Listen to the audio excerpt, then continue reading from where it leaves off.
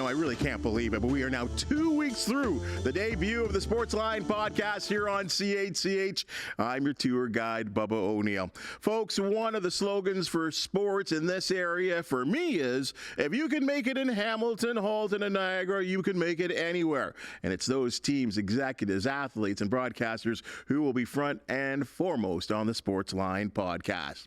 Now, when I think about today's guest, the thoughts of local hockey royalty comes to mind. Look at this list of accomplishments, from a playing career that was cut short to injury, to his transition as an official.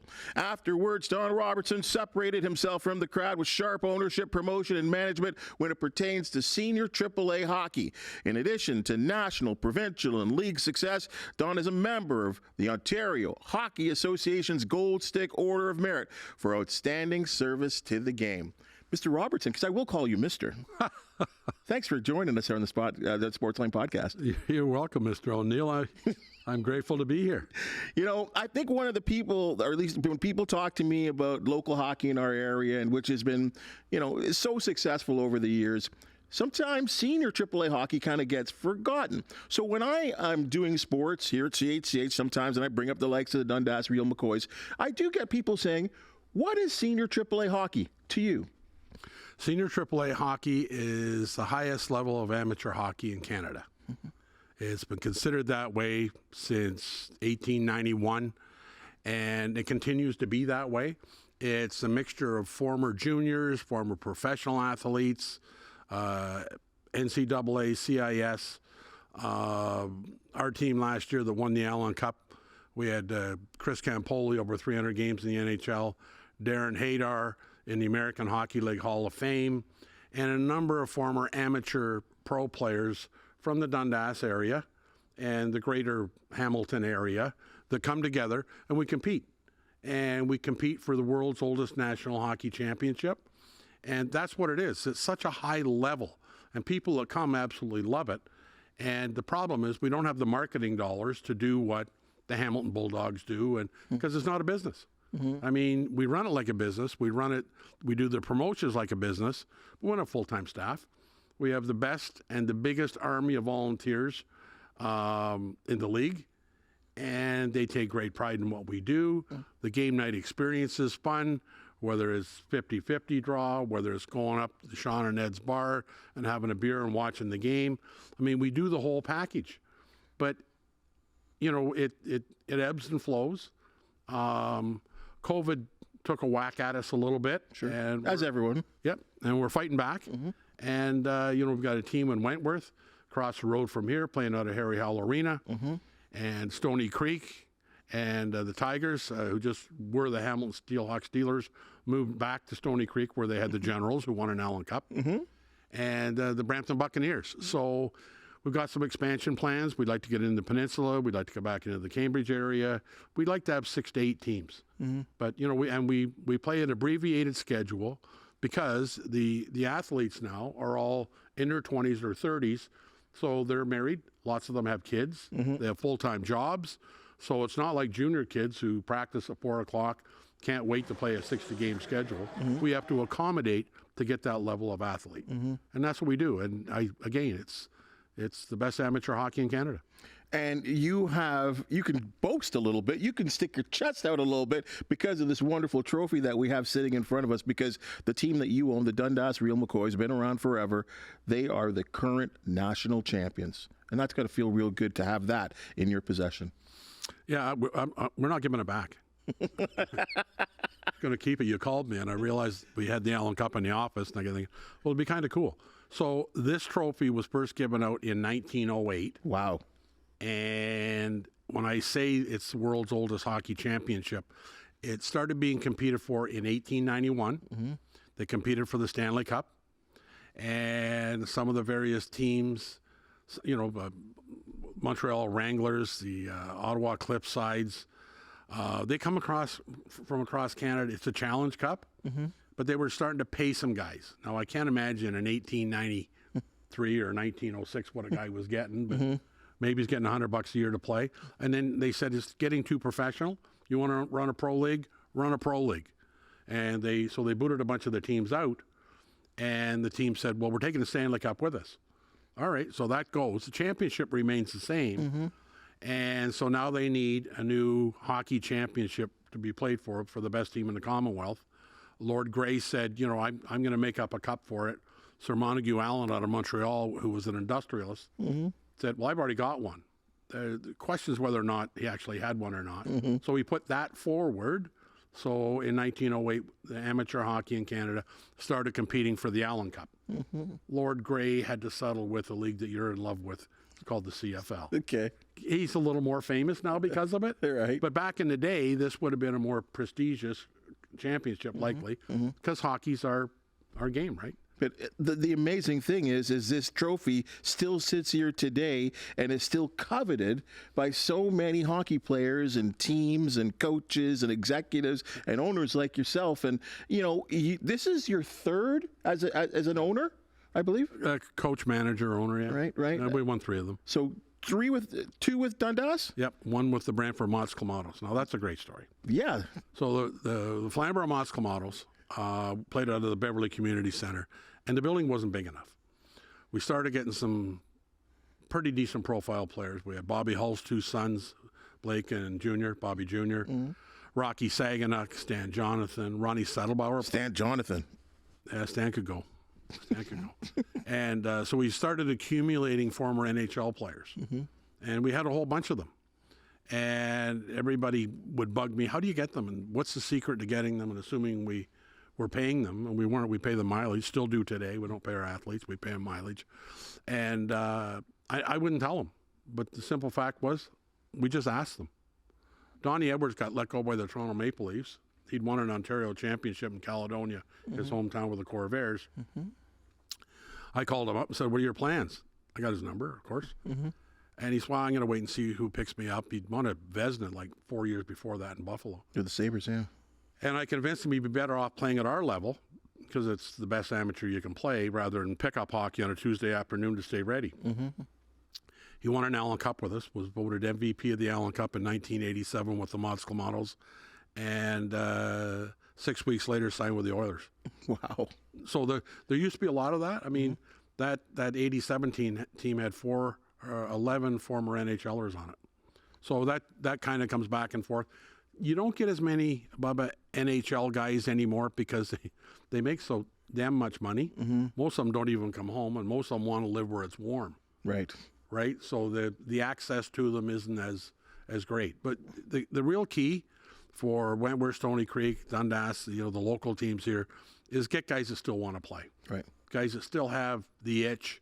Our guys coming off and walking up to our dressing room in Dundas, there's always kids there fist pumping them, and after the game they'll give some autographs out. So we really do kind of dress it up so that the players get the feel that feel, yeah, and playing in front of lots of people, and it's outstanding hockey. You've been involved in this in so long now, and again as an owner as well too. What keeps you going? Why do you keep you could have retired from this. You've got your own. I know you're into real estate, that kind of thing. You could have walked away from this and said, you know what, I had a real good hockey career. Why do you stay involved in this? Insanity. You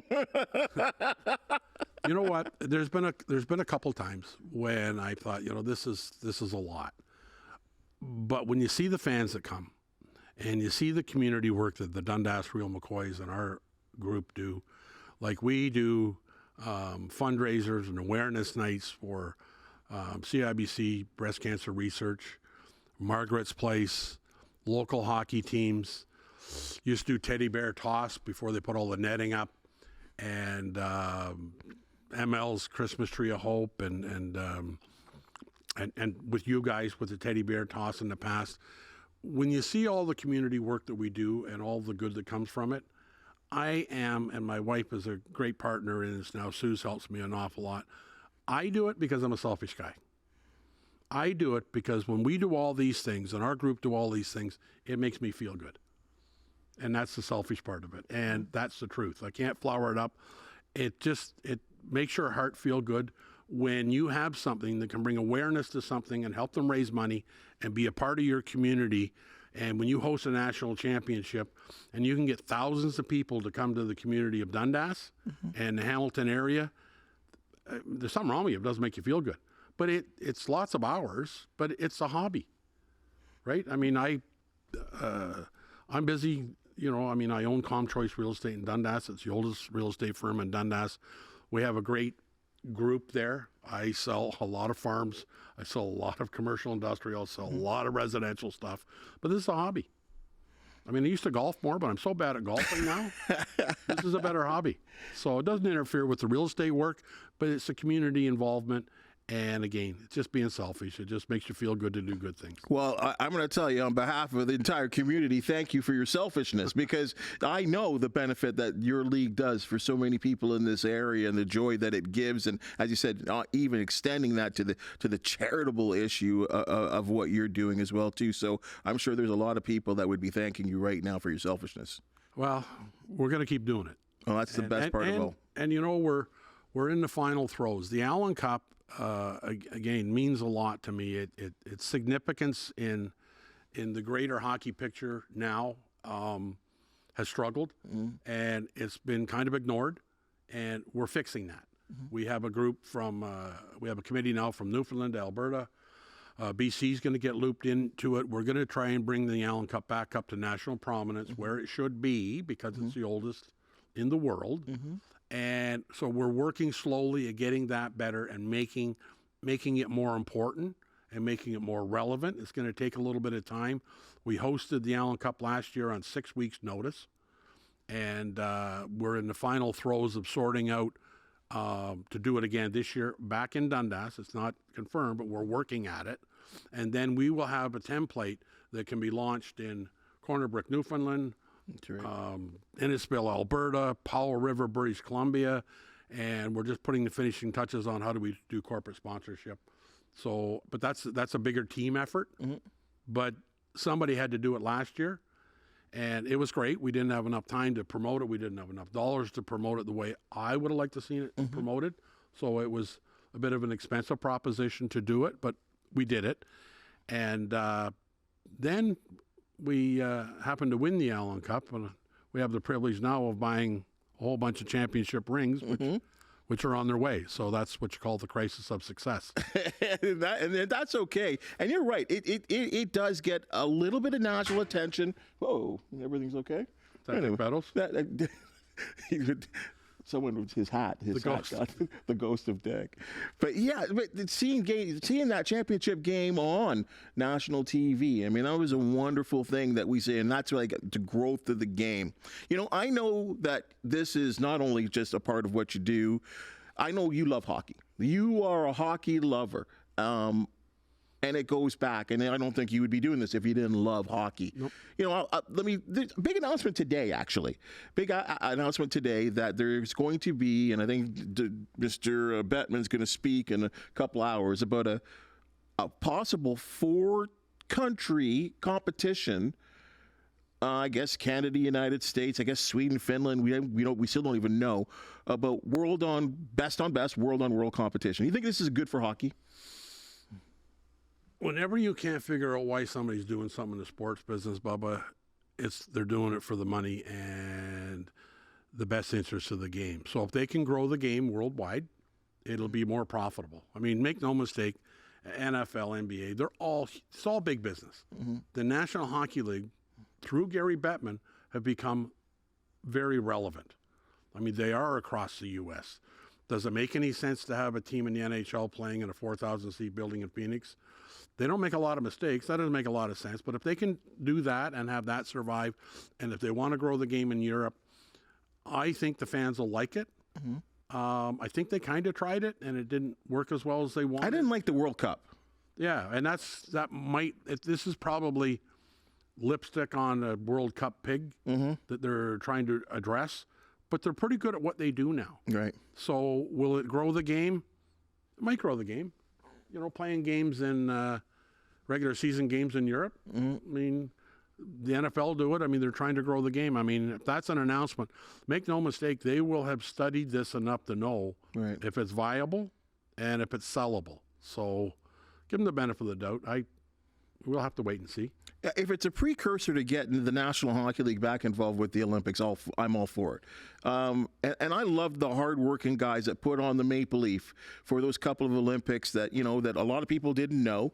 And some people said, it's not the NHL guys, I'm not going to watch. I appreciated that. But I think once they committed to having guys in the National Hockey League play for the Olympics and play for their countries, I think people got spoiled.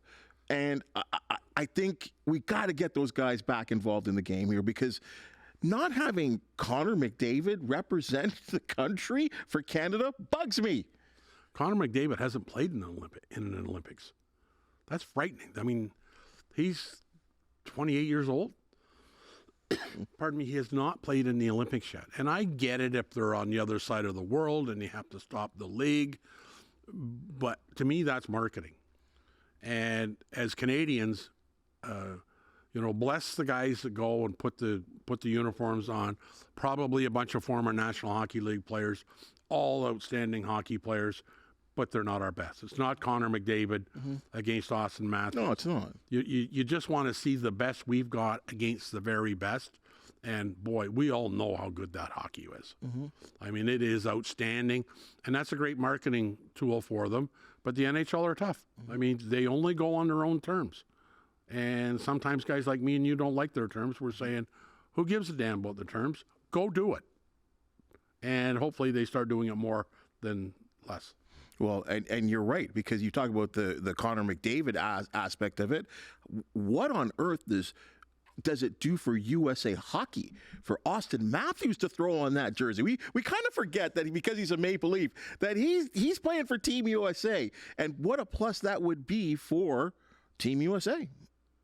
Well, and American hockey. Yeah, and building those teams is different. You don't take your top 12 skilled players. You take your top 6 or your top 9. And when you're only looking at, for Canada, the very elite 6, if you're going to do it the way I would do it. And I just read Brian Burke's book again, and I didn't know we had that much of a similarity. But, you want your top 6 to be very skilled. And, your third line can be really skilled and do checking, and your fourth line, you want to be a little heavier. That means your top 12 skilled guys don't go, because that doesn't mean that just because you're really skilled and offensive, you can check your hat. So it is quite a blend, but it creates so much interest. And it lets guys like, I'm going to date myself here, like Ron Ellis playing for the 72 team, when Henderson scored those big goals for us.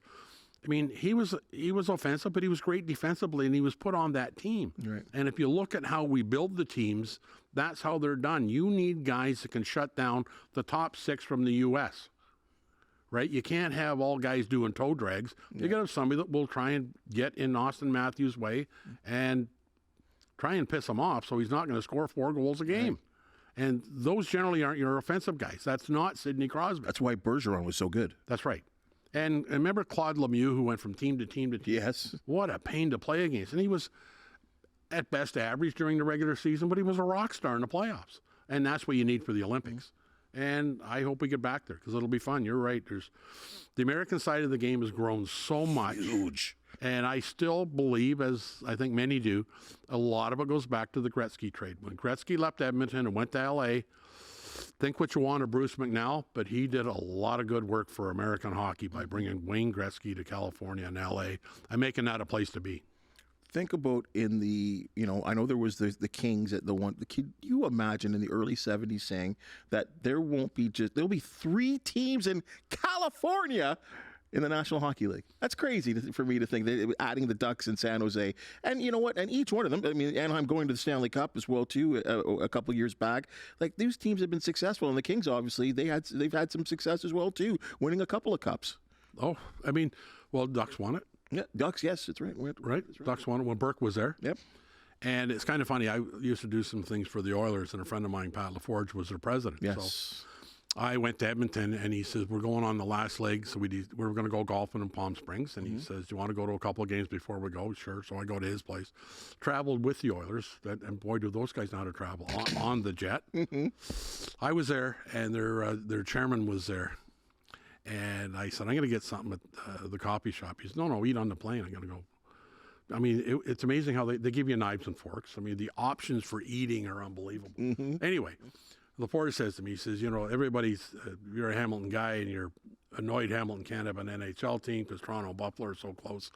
Wait till we get there. So anyway, we go to LA. Pat Quinn's last year, the last games he coached for them. Bless him, great Hamilton guy. So we play in LA and we stay at the JW Marriott. You see the hotels at these they're not no-tell motels. I mean, First class. 5-star hotels.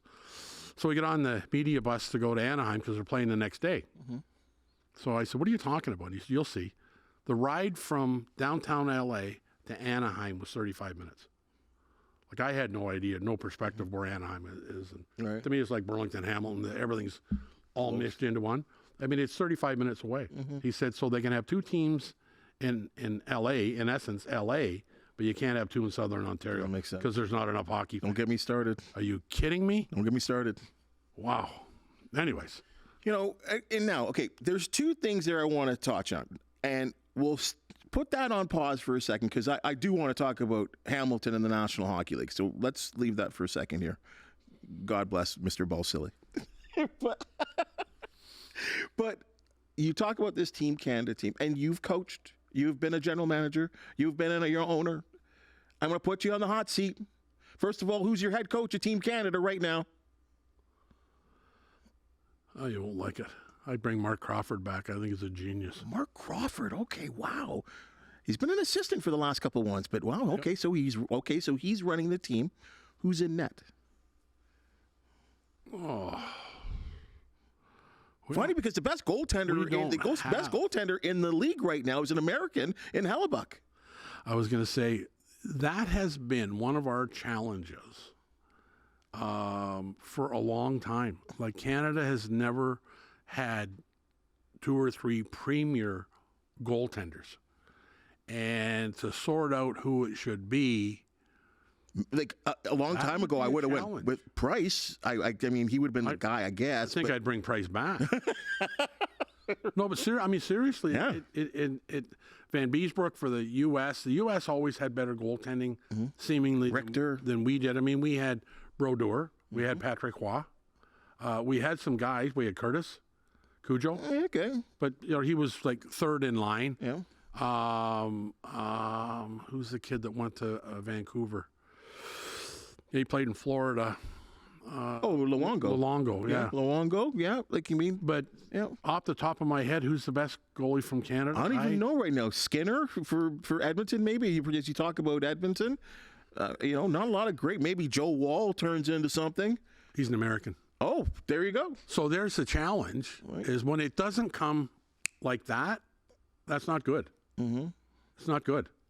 Like forwards defense, I mean, there's all kinds of forwards and defensemen we can pick and we can use, and we would be good at it. I mean, First line. look at the Leafs. I mean, Marner's the only Canadian that would That's true. even be considered. That's true. You got Willie and Austin Matthews are one Swede and one American, and after that you're going, all right, for all the talent the Toronto Maple Leafs got, we got one Canadian forward. That's good enough. Now Riley can play defense on that team, Sure. right? But you start digging around, it's a little more challenging. Look at the leading scorers and look at the Canadians in it. Like, it can be our game, but we don't dominate that game anymore. No, because I guess Kucherov is leading the way right now. McKinnon's been really good. Yeah. I mean, and at 36 years old, I don't know if a lot of people are talking about. I don't think he wins an MVP, but Sid can play. Sid can still play, and it's almost like he's trying to tell people, hey, Yeah. I'm still here. I may not be the best in the world, but I'm in consideration. Well, and he is gifted enough, and he has the hockey IQ enough that he can play on your third line on an Olympic team because he understands the game and he can be responsible enough defensively and chip in. He's the guy in the middle. He's probably not in your top 6 for elite goal scorers because that's what you're going to want out of them. But that third line I talked about, that you want to be able to have a little bit of offense against their third line and do the job defensively. So you get a line with Crosby on it. You can put him out against anybody's best line. You can put him out against Austin Matthews. And if he knows his job is to make sure Austin Matthews never scores a goal. He'd be a pain. And you win, he understands the game because he's an elite athlete. He'll know better how Austin Matthews thinks. The problem with a lot of coaches is they get an elite goal scorer like Austin Matthews, or I don't know how you stop McDavid. He's just so fast. Well, so is Matthews. But unless you've got a guy that's been a goal scorer and is an elite athlete, they have a lot of trouble computing on what they're doing. You know, you'll have a defensive guy out there watching him, and then they do something going like, who thinks that way? Because they don't and never have. But Sid the Kid, he can do that because he's been an elite athlete, still is, but he can think of what Austin Matthews is going to do the same time Austin Matthews, not a split second later. So you really have to design your Olympic team, which is why Crawford has the experience. I like Mark Crawford a lot, obviously. But he would be smart enough to say, when we're putting this team together, the U.S. is a team we have to beat. Russia apparently is off the table for who knows how long. Yeah, for sure. Right? So we're going to have to beat the Americans. We're going to have to beat the Swedes. So who do we need to stop their premier players? Because we already know who can score for us. Right. Who's going to win it for us? The third and fourth line are going to determine who wins the gold medal, in my mind. It's funny. We think about coaches. My guy would probably be, and I like him because he's good with the media, and that's Paul Maurice. He'd be my guy. He's and look, he's had some success. Obviously, what he did with Florida was unbelievable last year, knocking off the Bruins, and when that ride all the way to the Cup. I like Paul, but yes, he probably because he's good with the media. Well, but he's good with both. You know why he's good with the media? I think it's because he doesn't dance around the questions. He answers the questions. He does answer the questions. Like, I'm sure his GM's going, don't be talking about those injuries. But the point is, everybody knows anyways. Yeah. So if you ask him a question, he gives you the answer. And he's like Tortorella. If you ask him a dumb question, he's going to rip you one because it's a stupid question. His patience level is crazy. So I saw them helping Bubba O'Neil off the ice, and he clearly has a knee injury. What's wrong with him? Well, what do you mean what's wrong? You just said what you saw, right? He loses it. I like that stuff. But, yeah, Paul Maurice would certainly be, if you want an in-game guy. But there are, well, you got to take a look at the guy in Edmonton, although he did coach in Erie, Connor McDavid, and he's bounced around. I don't know if he's ready for that yet. I see LA made a coaching change today, and they have a pretty good hockey team. It's crazy. The coaches, like they're getting sacked. Like it used to be like big news when one or two got sacked a year. I mean, 5, 6 guys already this year. It's crazy. Well, no, it's not safe. No, the jobs aren't that guaranteed anymore. At least they make a lot of money now. They do. So and they do recycle an awful lot of coaches, which is crazy. Talking about a coach I want to see get an opportunity, and I don't think we're going to go there, but I'm going to bring it up, is Jay McKee coaching the Brantford Bulldogs. Oh, it's going to happen. He was assistant coach with the 2014 Allan Cup champions in Dundas. He was the player coach for us. Played, and and morphed that into an assistant coaching job in Erie. And I think he was in Kitchener for a while, but he's shown he can teach kids. He's played at the elite level. He knows how to play dirty hockey, but he plays in the dirty areas. Yep. Right? He led the NHL in block shots for a number of years. Block shotter. Oh my God. He first game he played for the Dundas Real McCoys, and he's not toe dragging anybody. He's a very smart hockey player, but he's not, offensive. He doesn't want to be. He blocked more shots in the first period than the rest of the team did the whole night. And I said, "What is wrong with you?" He said, "Well, it's what I do." I said, "Well, it's senior. You do it in the playoffs." He said, "Well, all you got to do is get in the way." And so a guy that'll pay the price and has the hockey mind he does, he's doing so well in Brantford. And I think the guy that owns the Ottawa Senators is probably making note. So whether Steve Staios and Michael Andlar want to make that decision or not, but guys like that, young guys, you want to see them get a chance. For sure. I would think both the 2 championship coaches for the Bulldogs that were under Staios and Andlauer and John Gruden, who's, I believe, an assistant coach there for the Bruins and the Islanders, those guys you trust, right? Yes. That's important, is it not? Well, it is. And, Michael Andlar, they have a philosophy, and they have a philosophy that they want, because I talked to them about it. Their coaches and their GMs, that's why Steos is there. And he has a pretty good successful recipe at this stuff. But he wants a culture, and he wants the coaches to buy into it, and he wants the players to buy into it. And look at Lou Lamoriello. I mean, I can coach for Lou. You can't. You have a goatee. Yep. The goatee's got to go. Yep. I mean, Barry Trotz had to get rid of it. Pat Burns had to get rid of it. And nobody calls him on it. Well, he's old school, and he's still there. Yeah. And he's already been in the Hall of Fame. He's already in the Hall of Fame, and he's still involved and still running teams. Well, and, another guy, you talk about old guys running teams. The only hockey school I ever went to was the Hamilton Red Wings down at the Forum. And my coach was Jimmy Rutherford. Oh, my goodness. And wow. Because he was the goalie with the Red Wings. And I see him out in Vancouver, and he still got enough of a touch to make a difference. He did it, went to Pittsburgh and did it. Now he's in Vancouver, he's doing it. He did a pretty good job in Carolina, built that franchise up. But so he's got to be in his 70s. I think so, easily. Yeah. And it's his turnaround. He said it was going to take a little while. And there was the people that don't follow the Canucks, and I do for some reason follow a lot of West Coast hockey. Man, the teams are really good, Winnipeg included. That they were Besser wanted to leave the team. Like this was a fractured team that he came into, and it's turned around in 1 year.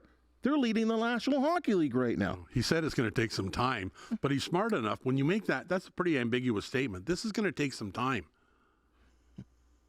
I guess you only meant a few weeks, right? So you're kind of couching your position. It actually could mean 2 or 3 years, and he probably saw the potential. But that's great delivery, though, right?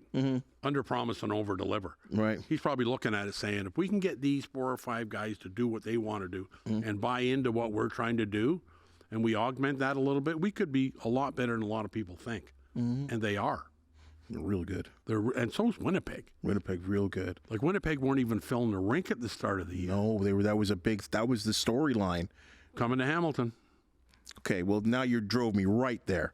2 things I really want to talk to you about, and this is one. So we'll finish on 2 here. 1, Hamilton. Will it ever happen? Will the National Hockey League, and they're building this new palace downtown Hamilton that is, we thought was going to be kind of brought down into more that 8,000 to 10,000 range. It's a full rink again. And I know they're talking about having a lot of concerts and stuff like that. And you've got some pretty influential people that are involved in the project of changing Cops Coliseum, I'll call it Cops Coliseum, First Ontario Centre, what do you want to call it, into a big-time rink. Will that be enough to attract the National Hockey League? And I believe there's business people in this area, maybe even you, that want to bring the National Hockey League to Hamilton. Can it happen? It'll be a bigger challenge. It was probably a more reasonable proposition when this is going to sound crazy, when you could buy a franchise for $350 or $400 million. Now your franchises are $1 billion Canadian. 900 million for the Senators. Yeah, so that's over $1 billion, right? When you do the exchange. Right. So how does that make the money work? It's still in my mind, and I read a study because I was part of a group, and they had a study done about the feasibility of a National Hockey League team. And season tickets, the average season ticket price was tested out at 75% of what the Leafs pay, and they passed that test. Where the season tickets were going to come from was astonishing to me. In Hamilton proper was 7%, the surrounding area, down to some of the peninsula, but Kitchener, Waterloo, Woodstock, that corridor, Mississauga, Oakville, Guelph, and all that would do it. Would it be successful? It would then, but the challenge is Cops Coliseum. And the National Hockey League, and I know this, Bill Horn, who was the vice president of buildings, told Duncan Gillespie and I that when Duncan was running HECFI, because we went to New York City and had a meeting with him. Because we wanted to know, what do we have to do to get an NHL team? We've got a building, and they said, yep, that's perfect. That will work. It's very temporary. You got to build a new one. That's when Pittsburgh, we're building theirs. Mm-hmm. You're going to spend $600 million putting a new building up. I said, that's not a problem. It wasn't a problem because it wasn't my money. but you didn't want to show any weakness, right? I mean, we haven't got the money. We haven't got the money. And Duncan said, well, COPS is built so that you can put a second mezzanine if that's a requirement. But it is a requirement. And Detroit was the only team in the National Hockey League that had one mezzanine. And what we were told was you have 17 minutes to serve 18,000 people a hot dog and a pop and a bag of popcorn. You can't do that on one mezzanine. So I haven't seen the plans for a revival, but if there's not two mezzanines there, financially it really hurts the program, and you can't make it sustainable because you got to be able to sell hats, you got to sell pucks, you got to sell popcorn. You know, you have to do all that in the business model to make it work. So I don't know because I haven't looked at the design. I would hope that was their thinking. Like, if it's not, well, Tim Lewicki will know. Yes. Right? I mean, he just did it in Seattle. I mean, he was running the league. Great point. He knows what Hamilton needs. And if they're not building a second concourse, then that arena's goal is not to house an NHL team. But if you could get one here, that would be fine. Just have to build a new rink. He's got to find somewhere to build it. And if the appetite is there, then that'll be fine. I don't know who right now. I mean, there were some guys around. I mean, when this is for a book and a longer conversation, but if you remember the headlines one day, Thrasher's coming to Hamilton. Yep. And that deal was tentatively done. I haven't talked too much about this publicly. And there was an owner that was in place. And Jim Balsillie wanted to bring the Phoenix Coyotes here. Everybody got excited. That was a really sexy move. And if you saw Balsillie's documentary or movie or whatever it was. Blackberry, I just finished. Yeah, I watched that. It doesn't seem like the National Hockey League were all that favorable of him owning a franchise. So Atlanta goes to Winnipeg. Ghilardi buys the Dallas Stars. And here we sit. I mean, there was something there. Clearly there was. I don't know if there's something there at $1 billion. Wait It'll support it, though. It'll support it. I think so. I think it can happen. But, yeah, you're right. Someone's got to pay the bills. One last thing here, and this dovetails off the Brian Burke theory that you talked about with building a hockey team in the top six, bottom six. And when you say bottom six, it makes me think of grinders. It makes me think of guys that can go in the corners and check and win face-offs and do all the things that, some of your flash guys can't do. Won't do. Won't do. But within that element, especially when you go down to the fourth line, are guys that want to drop the gloves. And I know it happens in your league as well, too. It happens in all levels of hockey. What are your thoughts about the almost disappearance of fighting in hockey? I like old school hockey. I think it was part of the entertainment package. I like the way it was played. Maybe not in the 70s. I was refereeing in the 70s where you had 2 or 3 bench clearing brawls on a big night. I mean, that was a little tiresome to try and handle, but I respect and appreciate the speed of the game. The skill level has never, ever been this high. But, there's guys take liberties, and they don't have to answer the bell. And look at the Leafs. They've got, who's their top guy? Ryan. Reeves. I mean, I think there's a better chance you and I are getting in lineup than him now. He just got in because of an injury, and he had sat for almost 2 months. Yes. So now, will he be around the playoffs? Probably. Are you asking? So let me frame it this way. I really enjoy old-time hockey, and if somebody does something on towards and hits a guy from behind and drives him into the boards, I think that the guy that does that, if he knows there's consequences and not just a 5-minute penalty, he's likely not going to do that. And I think it may, in fact, make our game safer. But with no consequences of drilling a guy from behind or cross-checking a guy in the face, knowing you don't have to drop your gloves and answer the bell, I think it may, I'm not sure it makes our game safer. Anyway, I like old-time hockey. With San Jonathan, we won a 1987 Allan Cup. And Stan Jonathan never got in a fight. Was never in a fight. Well, I remember. I mean, I don't think anybody wanted to bother. No, but I think the year the Bruins went to the Cup, actually, it must have actually didn't go to the Cup. It was the year they lost in the too many men on the ice game, and I think that team. If I got a little memory here still there, and this goes way back. I think that Don Cherry had 5 or 6 20-goal scorers on that team, and Stan Jonathan was one of them. 11 he had. There you go. 11 20-goal scorers. Stan Jonathan had 27 that year. Had the highest shooting percentage in the NHL. I said to Stan, I said, how'd you do that? And he says, I stood in front of the net. He said, half of them I didn't even shoot. Doesn't matter. I was just standing there. Doesn't matter how they go in. And that's how he made a living. He had 27 that year. You know, this has been a lot of fun. And I can't wait till you come back. And when you win this again, you can come back for sure. I'm getting old, Bubba. We better put another condition on this. I think this is a great format. I think CH are doing a wonderful thing. Sportsline used to be in a different world and different network and everything else. That was a precursor to all the sports channels that are there now. That's right. And I think that your ability to do this and bring a local flavor to sports and be able to highlight whether it's the Dundas Real McCoys, the Wentworth Rip and Stony Creek Tigers, and the Hamilton Cardinals, and all the things and the great success and all the great athletes we've got in the Golden Horseshoe.